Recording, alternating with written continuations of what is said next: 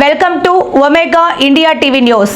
Agency ప్రాంతంలో GO number 3ను పునరుద్ధరించాలని మరియు ITDA పరిధిలో ప్రత్యేక డిఎస్సిను విడుదల చేయాలని ప్రగతిశీల యువజన సంఘం, ప్రగతిశీల ప్రజాస్వామ్య విద్యార్థి సంఘం ఆధ్వర్యంలో దండిపూడి గ్రామంలో ఆదివాసీ గిరిజన ప్రజానీకంతో నిరసన కార్యక్రమం చేయడం జరిగింది.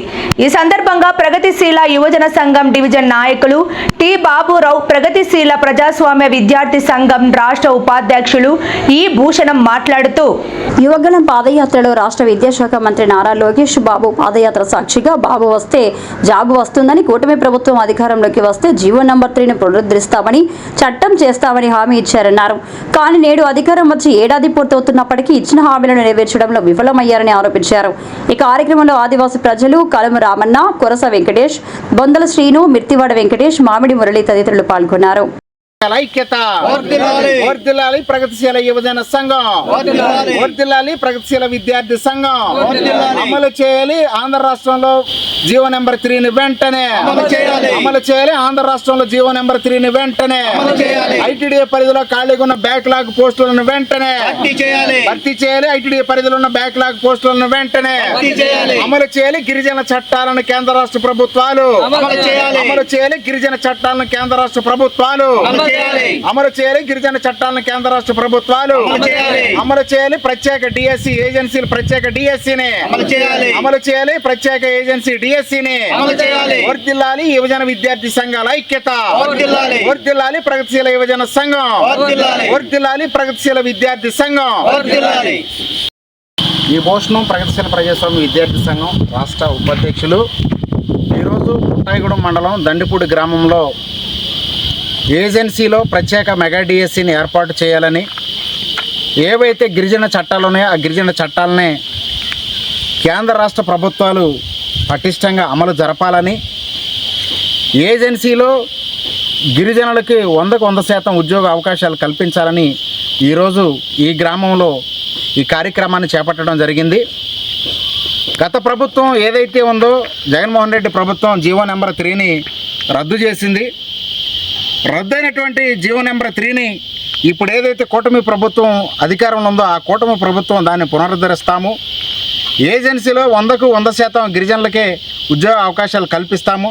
ఐటీడీఏ పరిధిలో ఏవైతే బ్యాక్లాగ్ పోస్టులు ఉన్నాయో ఆ పోస్టులన్నిటి కూడా అమలు జరిపే విధంగా చూస్తాము అని గతంలో జరిగిన యువగళం పాదయాత్రలో ఈ రాష్ట్ర విద్యాశాఖ మంత్రి నారా లోకేష్ బాబు గారు హామీలు ఇవ్వడం జరిగింది గిరిజనుల ప్రజలకి.